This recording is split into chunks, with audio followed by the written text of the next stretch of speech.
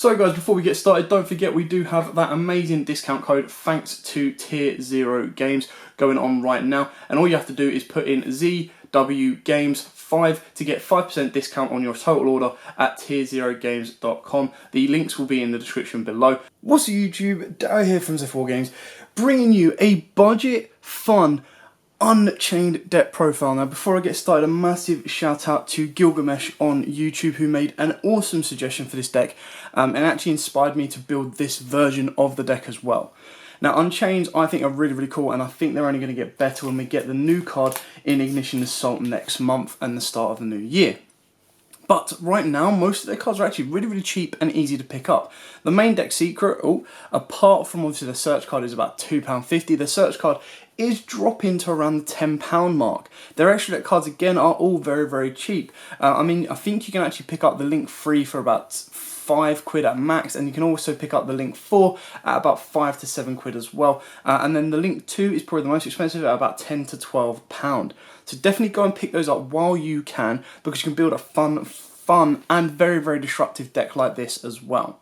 But before, again, we get started, like, comment, subscribe, share, and then let's get into the profile. So, we play triple, of course, of pretty much all of the Unchained main decks that we currently have. So that is triple YUGIOH. Now, this, of course, is your quick play one. Quick play, pop one card you control. Now, ideally, you want to be popping one of your Unchained monsters or spells and traps just to get the additional summon, and then you extend your plays further from there. Then, if this card is destroyed by battle card effect except by its own effect, you get to special summon an Unchained monster from your deck. We then play triple Adhora. Now Adhora basically is you can destroy a card, target one card you control and destroy it, and then special summon this card down, but you are locked into Fiends for the rest of the turn. And then if this guy is destroyed by battle or card effect, you get to special summon out an Unchained monster from your deck. So the idea is, if you do really well, is you go effect to this, so normal summon this, effect to this, pop this, get your search off, or set one of your traps, effect to this, pop that trap, special summon this, and then you've got a quick play during your turn as well.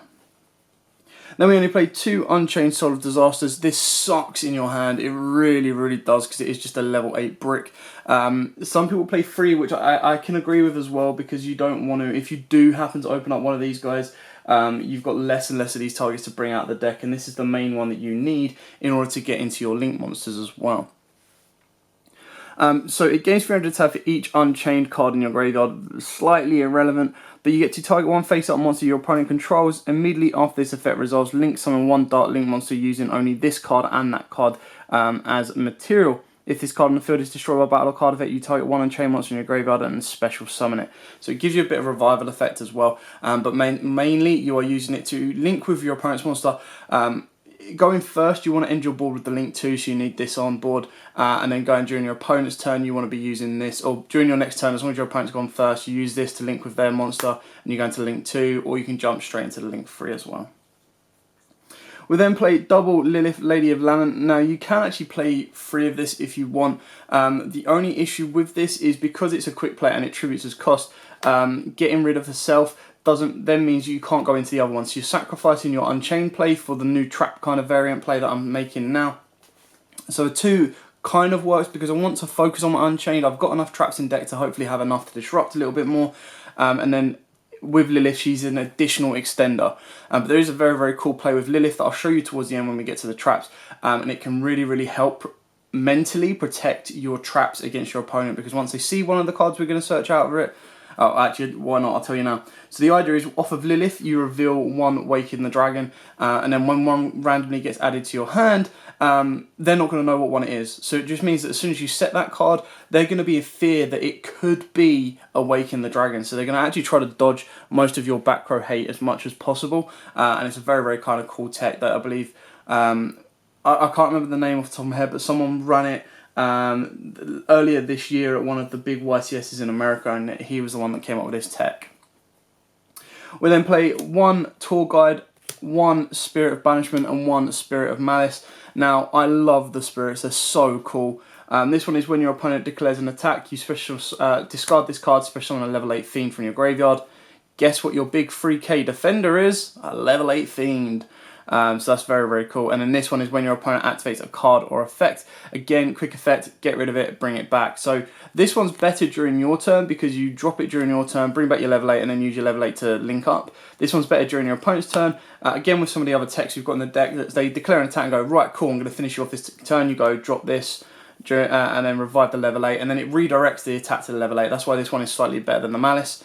And then with Tour Guide, 9 out of 10, what you're doing is you normal summon Tour Guide, special summon out of your deck one of these two, then you link the two into Cherubini, and then Cherubini will then send Malice. So then you've got both of these in the graveyard, and their effects are when a level 8 Fiend monster is sent to the graveyard while these are in your graveyard, they get to add back to your hand. So you just loop them around. So if you go with Tour Guide and then you have the ability to pop the Cherubini with maybe your Horror, or if you've got one of your traps, you pop with the Horror, you go into the level 8, you then make the link 2, or you go straight into the link 3 using the Cherubini, put the level 8 in the graveyard, and then these two will come straight back to your hand already. So you've then got 2 disruptions, or ideally 1, because you would then need to get the level 8 back into the graveyard to use both, but you've got these both back into your hand, and then you've also set up an Unchained play as well. Moving on to the spells, this is probably the most expensive card in the main deck, and that is Abomination's Prison. This is just your Unchained card that allows you to add 1 Unchained card from your deck to your hand, but then the same as all the other Unchained cards is if this set card on the field is destroyed by a card effect, you can special summon 1 Unchained monster from your deck. You can only use the effect once per turn, so again, these combos off nicely. You use this to kind of mainly deck thin, but sometimes you might need it to pop it, to then get the special summon from your deck as well. We'll then play double Wailing of the Unchained Souls. And some people play 1. The reason that we're playing 2 is because we do actually play a tech card in this that you actually want to have multiples of this. But this one is if you link someone an Unchained link monster, you can target 1 card on the field, destroy it. And then again, if this card is if this set card is destroyed, you get to special summon Unchained from your deck. You can only use each effect once per turn, so it's just an additional pop basically. But sadly, it does target. This is the one you're going to be using as pop fodder more times than anything. Then I was debating whether I wanted to play hand traps or super poly, and I decided to go free super poly over free ashes. Now I know most of you might be like, what are you doing? Ash is like the best hand trap in the game. Yes it is, I agree. And these can easily be taken out for ashes if you want. The only reason I went with super poly is because it hurts so much more and your opponent really struggles to deal with it. Now, you set your super poly, whether you've got a monster in your extra monster zone or whether you don't, even if you've got the link 2 and then your link 2 is pointing down to a spare zone, just super polying your opponent's board can really, really hurt them. Whether you link away and they go, cool, I'm safe now, and then start doing their plays and then you super poly them, or whether you super poly them first and then they're like, right, okay, I've now got to play around a link 2 that's going to steal one of my monsters at any time. Extra monsters, especially on the extra deck, sorry. So the super poly can be very, very helpful. And I just felt like with a deck that I've built like now, I don't want to rely on it having to go first, and I don't want to rely on it having to go second. With super poly, I see it being a great middle game card. So if I go first, great, I set it and I can disrupt. If I go second, great, I can break board, build board, and then go from there. And what you've got to remember about the super poly as well is the Unchaineds lock you in for the rest of the turn. So as long as you do super poly before that, you're absolutely fine to just go off. And then what you can do is you can build straight into the Unchained Soul of Anguish, the link 3, then steal one of your opponent's monsters, go into the link 4. This is all during your turn as well, remember. So if you were to go super poly, break their board a little bit, get the level 8 on board, start linking your stuff away, start linking climbing up from that way, and then you've got the link 3. The link 3 then steals one, goes into link 4. The link 4 then starts popping cards. Before you know it, using super poly and the ability to get into the Unchained engine, you've broke your opponent's entire board. And if you're getting rid of their negates and their interruptions with super poly, because they can't chain to this, they're going to be in so much trouble. I then decided to go with 2 Called by the Graves again. These can be taken out for hand traps should you wish. I just felt, again, with Called by the Grave, it's better going first because you can set and disrupt, but also going second if your opponent tries to ash you or stop you doing one of your plays, you can Call by the Grave it and move your plays further forward. Moving on to the traps, triple Escaped of the Unchained. This one is actually really like its main effect. So its main effect is target 1 Unchained monster you control and 1 card on the field, destroy both. And then basically what that does is, again, it's additional disruption, but it also destroys your Unchained card, which then will trigger its effect as well. And all the link monsters have revival effects as well. And then if it's set and destroyed, it will special summon an Unchained. I also really like Abominable Chamber of the Unchained as well. I would love to have seen this in Super. So you special summon one Unchained monster from your hand or graveyard, and then if it's set is destroyed, you special summon one from deck.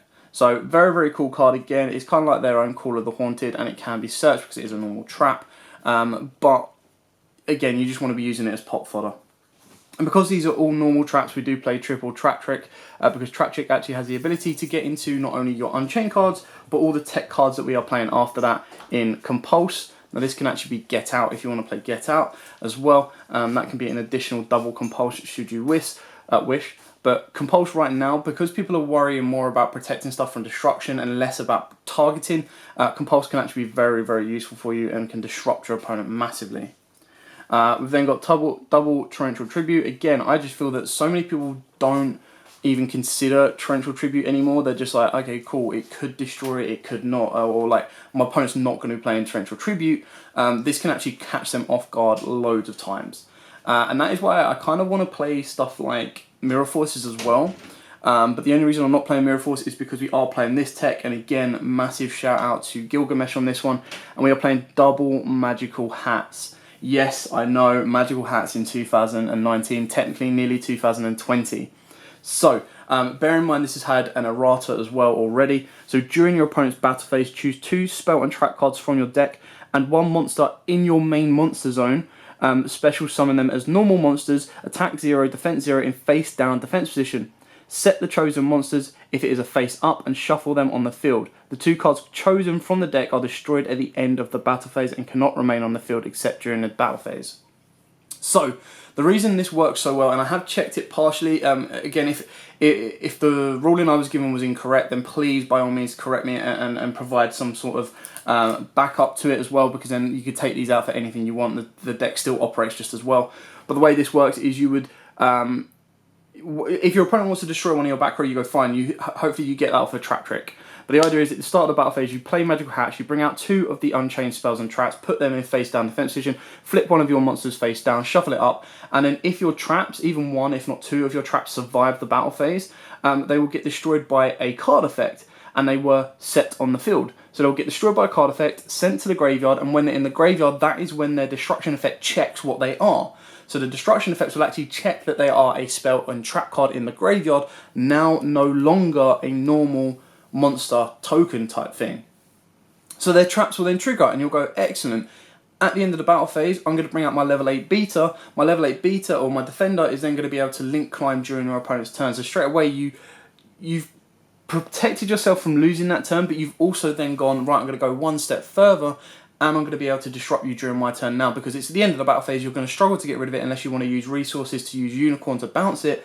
I'm then going to cause you issues. And if you do get rid of it at big level 8, I'm going to bring 1 back from my graveyard as well. So again, Gilgamesh, massive shout out, very cool card. I hope it does work the way that I have been told it does, and I understand that it does, and it's great if it does. And then the last card we play is the one, Waking the Dragon. Of course, Waking the Dragon, you reveal it off of Lilith. Should they be foolish enough to pop it, you'll bring yourself out an Ultimate Falcon. If they don't, it hopefully deters them enough from dealing with any of your other back row, which means 9 times out of 10, your TTs, your Magical Hats, your Trap Tricks, and everything else is going to be going through. Again, like I said, TTs and all of the other stuff can be made whatever you want. They can be Magical Cylinders if you want them to be. They can even be Storming Mirror Force, Drowning Mirror Forces, anything at all you want. Moving on to the extra deck, because we have an abundance of space and we do not rely on the extra deck heavily, we are going for a full Super Poly package. So we're going for 2 Starving Venoms, 1 Mud Dragon, 1 Dracus Tapelio, and 1 Violet Chimera. You can play the triple-headed Predaplant if you want as well, entirely up to you on whatever ratios you want. I do advise that you at least play 1 of each of these currently. Salamangreats are still a very big threat, and Super Polying them away can really hurt your opponent.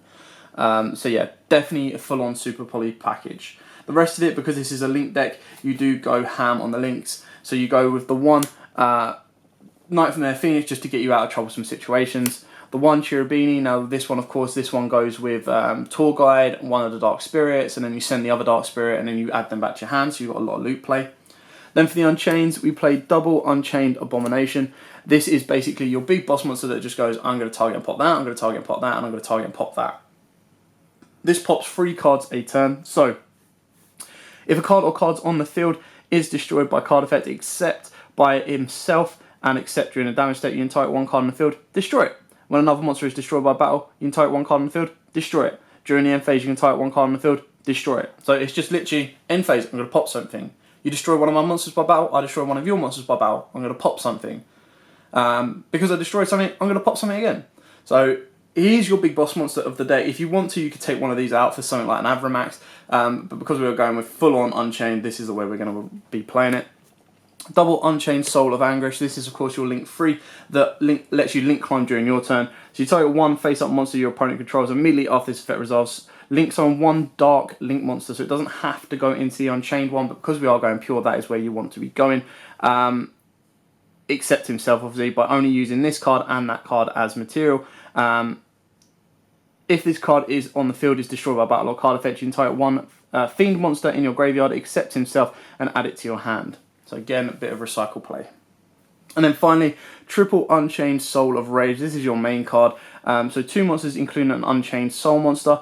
During your opponent's main phase, quick effect, you can target 1 face-up special summon monster your opponent controls. Immediately after this effect resolves, link summon 1 dark link monster except himself by using only that monster and this monster as link material. If this card you control on the field is destroyed by battle or card effect, you can target 1 fiend monster in your graveyard except himself and add it to your hand. That being said, the last card that I couldn't bloody find, which is really, really annoying, would be my Ultimate Phoenix.